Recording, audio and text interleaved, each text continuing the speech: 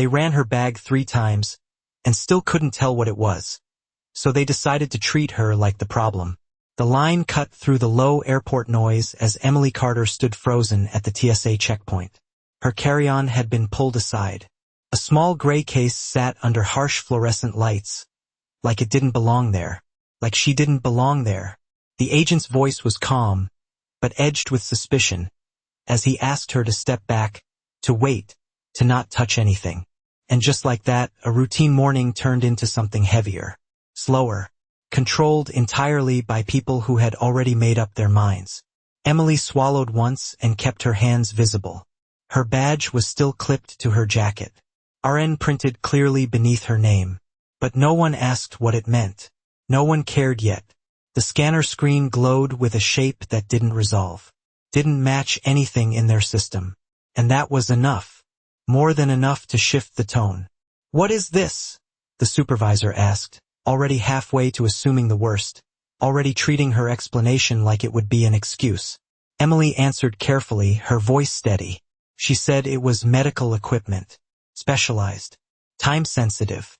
She said she needed to be on a flight in less than 90 minutes. That someone was waiting on the other end. But the words didn't land. They just bounced off procedure. Off policy. Off a man who had done this job long enough to trust the machine over a person. He signaled for secondary screening without hesitation. Suddenly, her bag was unzipped fully. Items laid out one by one in front of a growing semicircle of strangers who slowed down just enough to look without stopping. Not enough to help. Just enough to witness. Emily felt it. That quiet shift where you go from traveler to spectacle. From normal to suspicious. And she didn't argue again. Not this time. She just watched. Measured her breathing. Calculated the minutes she was losing. Because every delay wasn't just hers. It belonged to someone else miles away, prepped, waiting, depending on timing that was now slipping out of reach. "Run it again," the supervisor said, sharper now. The bag went back through. The same shape. The same unresolved result. And that was all he needed to escalate. More agents stepped in. Voices lower, tighter. The kind of coordination that looks controlled but feels like pressure building. And off to the side, unnoticed, a man with a working dog paused just long enough to watch the pattern unfold. The dog was calm, still, almost uninterested, which didn't match what the room was starting to believe. The second agent did not ask her anything before pulling on gloves. And that was when Emily understood this was no longer about clarification. It was about confirmation. They were not trying to learn what the object was. They were trying to prove what they already believed. The gray case was opened again. Slower this time. Each item was lifted, turned, held up to the light like it might reveal something different if they looked long enough. "You said medical equipment," the supervisor repeated. His tone was flat, controlled, but no longer neutral. Emily nodded once, keeping her voice even. She explained again that it was part of a portable perfusion setup. That it had to stay within specific conditions. That delays mattered, but the words felt smaller now, like they carried less weight than the machine that had already disagreed with her. A nearby monitor showed the scan image again, that same unresolved mass, edges blurred, components overlapping in a way the system could not categorize. The supervisor leaned closer to it, trusting the screen more than the person standing in front of him. "We cannot clear unidentified electronics," he said. And just like that, her timeline shifted from minutes to something uncertain. Emily glanced toward the departure board in the distance. Her flight was still on time, still boarding in less than an hour. And she did the math quietly. How long she could stand here before someone else would have to make a call she did not want made. Behind her, a few travelers slowed, watching just enough to understand that something was wrong, but not enough to get involved. The space around her widened in that subtle way people create distance from uncertainty. The second agent began swabbing surfaces, placing strips into a testing device, following protocol step by step. Precise, careful, but built on a premise that had not been questioned. And Emily stopped explaining. Not because she had nothing to say, but because she recognized it would not change the direction this was going. Not yet. Her hands rested at her sides. Still, controlled. Her eyes tracked each movement, each decision, storing it, measuring it. While the supervisor stepped aside to make a call, his voice low but urgent, using phrases like hold and further review and possible escalation. Words that stretched time even thinner. And just a few feet away, the man with the dog had not moved. He had shifted his stance slightly, enough to see both the table and the monitor. The dog sat calmly at his side, ears relaxed, posture steady. No sign of alert, no tension in the leash, nothing that matched the level of concern building around the table. And that contrast was quiet, almost invisible, but it was there. A small inconsistency in a system that was otherwise moving forward with complete confidence. The supervisor returned, decision made. "We are going to hold this item for further inspection," he said, and for the first time the outcome was spoken out loud. Not just implied. Emily felt it land. Not as panic, but as a narrowing of options. A line being crossed that would be difficult to undo once it was official. And still, she did not raise her voice. She only looked at the case, then at the clock, then back at the man making the call, as if giving him one last chance to see what he was missing before it became something permanent. For a moment no one moved, as if the decision itself had weight. Emily felt the space tighten around that single sentence, hold the item, as if everything now depended on whether that line would stand unchallenged. She looked at the case again, then back at the supervisor. Her voice was still calm, still measured. "If you hold it, someone does not get their surgery today," she said. Not louder, not sharper, just precise. The kind of statement that did not ask for sympathy, only acknowledgement. But the supervisor did not respond to that. He responded to process, to what the screen had shown him, to what the system allowed him to trust. And he nodded to the second agent to proceed. The test strips were fed into the machine. A quiet beep followed, and they all watched for a result that would justify the direction they had already taken. Behind them, the line slowed further, people shifting their weight, glancing at watches. But still, no one stepping forward, because this was not their problem. Not yet. And then, finally, the man with the dog moved. Not abruptly, not in a way that drew attention immediately, just a small step closer. Enough to bring the dog within a clearer line of sight to the table. The leash hung loose, the dog's posture unchanged, calm, steady, unreactive. And that was the first detail that did not fit. The kind of detail that only mattered if someone was trained to notice it. The man watched the sequence, the order of actions, the reliance on the scan before the canine, the escalation before verification, and he waited one more second. Just long enough to confirm that no one else was going to question it. Then he spoke, not loudly, not with authority, just enough to be heard. "Has the canine cleared it yet?" The question hung there, unexpected. The supervisor glanced at him, briefly irritated at the interruption. "We are handling it," he replied. But the man did not step back. He did not argue. He only looked at the dog, then at the case, then back at the supervisor. "Because if the dog has not alerted, and the scan is inconclusive, your sequence is off," he said. Still calm, still neutral. And that was the moment the room shifted. Not dramatically, but enough. The kind of shift where certainty pauses just slightly. The second agent hesitated, just for a fraction of a second, eyes moving between the supervisor and the man. And the supervisor frowned. Not because he agreed, but because the statement introduced something he had not accounted for. Something procedural, not emotional, and that made it harder to dismiss. Emily did not speak. She did not turn. She simply watched, recognizing that this was the first time the direction had been interrupted. The first time someone had not accepted the assumption as final. And the dog remained still.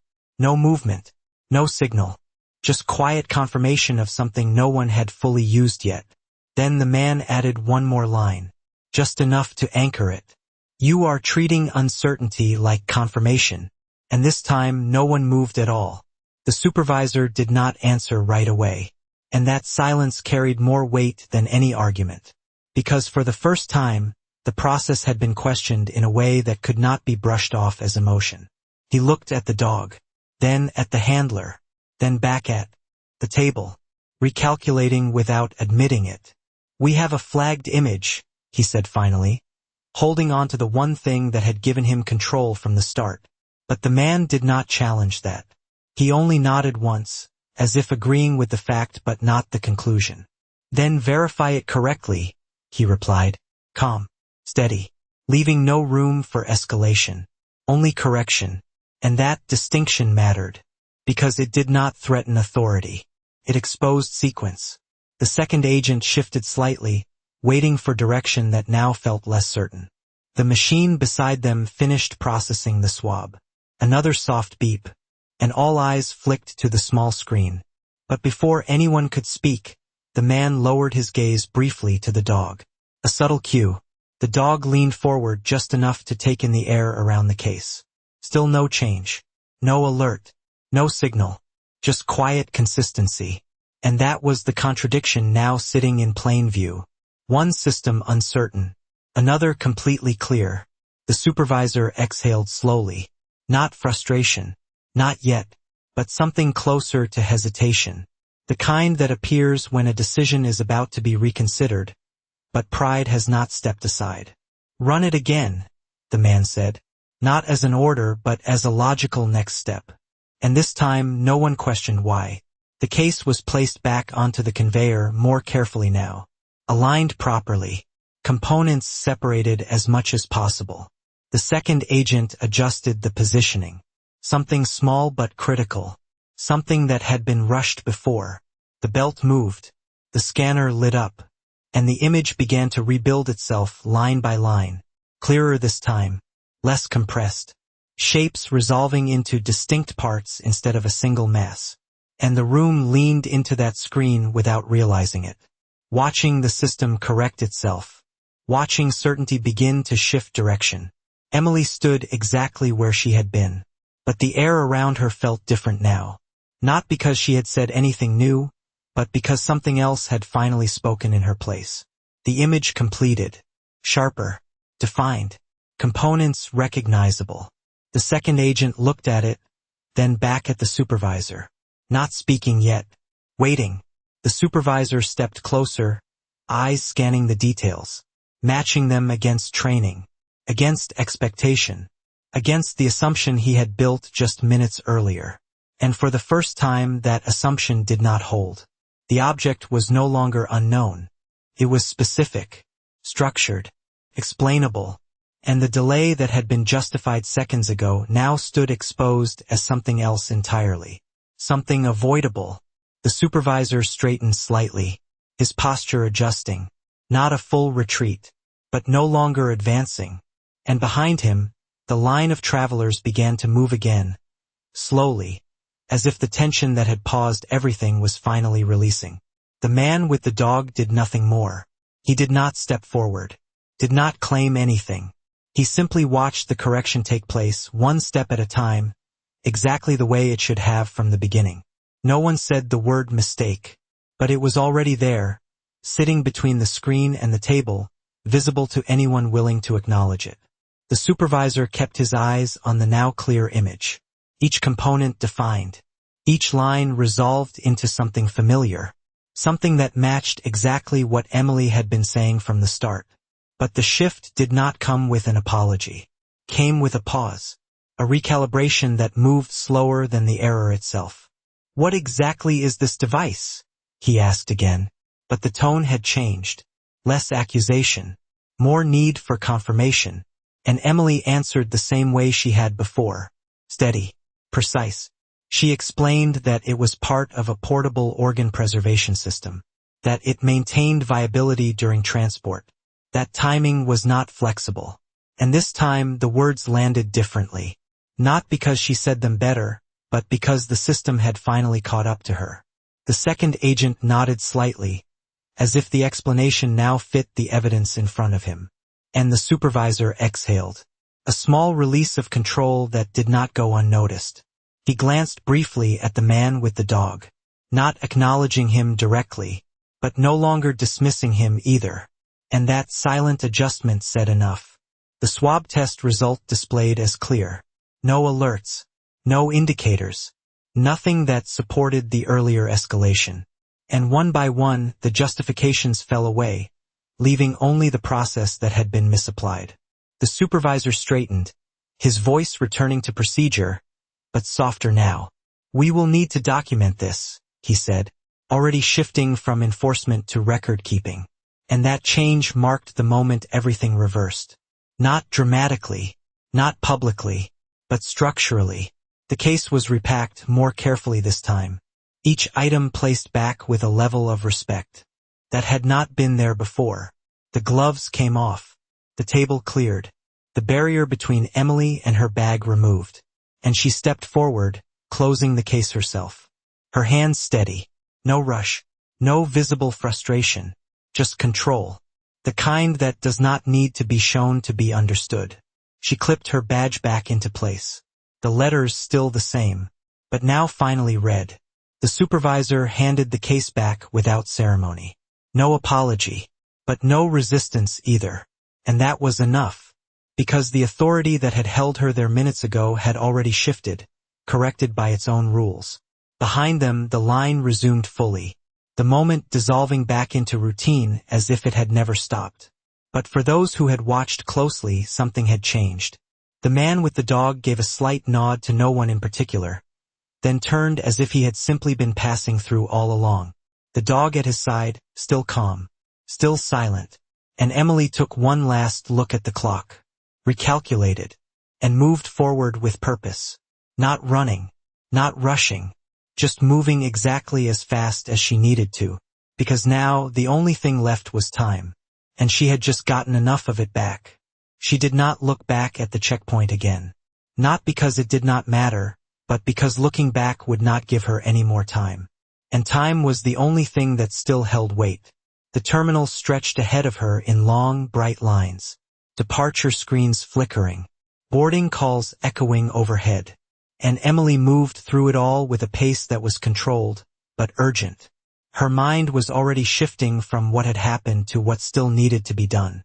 She checked her watch, recalculated again, factoring in boarding, taxi time, flight duration, the narrow window that remained once she landed. And every second she had lost at that table now translated into pressure somewhere else. Somewhere quieter, where a team would be waiting for something that had to arrive exactly when expected. Not earlier, not later. And as she walked, she adjusted the strap of the gray case slightly, keeping it stable, keeping it level. Small actions that reflected habit, precision, the kind of discipline that did not need recognition to exist. Behind her, the checkpoint had already returned to its rhythm. New bags, new faces, the earlier tension dissolving into routine. But one detail remained out of place. The supervisor stood still for a moment longer than necessary, his eyes briefly returning to the monitor, then to the space where the case had been, as if replaying the sequence. Not emotionally, but structurally, identifying where the deviation had begun. And that reflection was quiet, internal, not something that would be announced, but something that would change how the next decision was made. A correction that did not need an audience. A few feet away, the man with the dog had already blended back into the flow of passengers, indistinguishable from anyone else except for the steady presence at his side. The dog walked calmly, unaffected, as if nothing unusual had occurred. And that was the point, because from his perspective, nothing had needed to escalate in the first place. The system had simply required alignment, not force, not authority, just accuracy. And as he moved toward a different gate, he did not look for acknowledgement, did not expect it, because the outcome had already been achieved the moment the process corrected itself. Ahead, Emily reached her gate just as boarding began. The line formed in ordered rows. Passengers presented tickets, moved forward in sequence, and she stepped into that line without hesitation. Her place no longer uncertain, her movement uninterrupted, the gray case still in her hand, no longer questioned, no longer flagged, Just another item in a system that now understood it. And as she handed over her boarding pass, the agent scanned it without pause. A soft beep, a green light, and she moved forward onto the jet bridge. The noise of the terminal fading behind her, replaced by the narrow, enclosed path leading to the aircraft. And for the first time since the checkpoint, there was no one watching, no one evaluating, no one deciding anything about her. Just forward motion, measured, uninterrupted, exactly the way it should have been from the start. The aircraft door closed with a soft, final sound that most passengers barely noticed. But to Emily it marked a line, a separation between delay and movement, between uncertainty and what still might be possible. She secured the gray case beneath the seat in front of her, adjusting its position with careful precision, making sure it stayed level, stable, exactly as it needed to be. Then she sat back, not to relax, but to continue calculating. The cabin filled with the routine sounds of departure. Overhead bins shutting, seat belts clicking, a flight attendant moving down the aisle with practiced calm. And none of it slowed her thinking. She checked her watch again, then the estimated flight time, then mentally mapped the transition from landing to ground transport, from ground transport to the hospital. Every step measured against a timeline that had already been compressed once today. And still, she did not rush her breathing, did not show urgency outwardly, because urgency without control created mistakes. And mistakes were the one thing she could not afford now. Across the aisle, a passenger scrolled through a phone, unaware that the quiet woman 2 seats away was carrying something that would determine whether a procedure even had a chance to begin. And that contrast remained invisible as it often did, because the most critical responsibilities rarely looked different from anything else. The plane began to taxi, slow at first, then steady, and as it turned toward the runway, Emily allowed herself one brief glance at the case. Not out of doubt, but out of confirmation. Everything still aligned. Everything still within acceptable limits. And that was enough. Behind her, far removed now, the checkpoint continued its rhythm. But a small change had already taken root. The supervisor documented the incident in detail, noting the initial scan inconsistency, the delayed canine verification, the corrected sequence. Not because he was required to admit fault, but because the system depended on accurate records to prevent repetition. And in that quiet act of documentation, the earlier certainty was replaced with something more precise.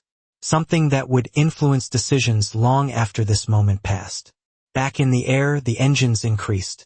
The aircraft accelerated, pressing everyone gently into their seats. And Emily closed her eyes for just a second. Not to rest, but to reset. To clear out everything that did not belong to what came next. Because what came next would not allow for distraction. The wheels lifted. The ground fell away. And with it, the delay that had almost changed everything now reduced to a margin. A narrow one, but still enough to work with. And as the city below became smaller, more distant, Emily opened her eyes again. Steady, focused, already operating as if she had never been stopped at all. Because, for her, what mattered was never the interruption. It was whether the outcome could still be reached. And that answer would not come until she landed. The landing was smooth, almost quiet, the kind that did not draw attention. But Emily felt every second of it. Every moment the aircraft slowed. Every delay between touchdown and gate assignment stretching the timeline thinner. She was already unbuckled the instant it was allowed. Her hands steady on the gray case. Her movement controlled as she stepped into the aisle. Not pushing. Not rushing past anyone. But never stopping either. Because speed without disruption mattered now. The cabin door opened, and she moved into the jet bridge with the same precision she had carried all day. Each step measured, each second accounted for. Her phone vibrated once in her pocket. A short message. We are ready. No extra words. No updates. Just confirmation that the clock on the other end was still running.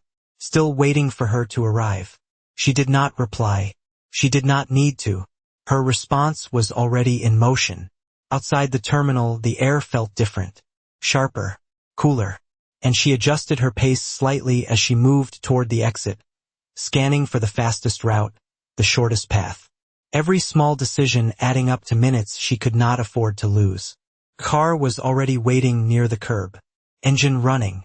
Driver watching for her. And the moment she approached, the trunk opened without a word. But she did not place the case inside. She kept it with her, securing it carefully in the back seat instead. Maintaining control. Maintaining visibility. Because this was not luggage. It was responsibility. The door closed. The car pulled away smoothly, merging into traffic with deliberate precision. No sudden movements. No unnecessary stops. Just forward motion aligned with urgency. Emily looked ahead. Not at the city. Not at the buildings passing by. But at the time remaining.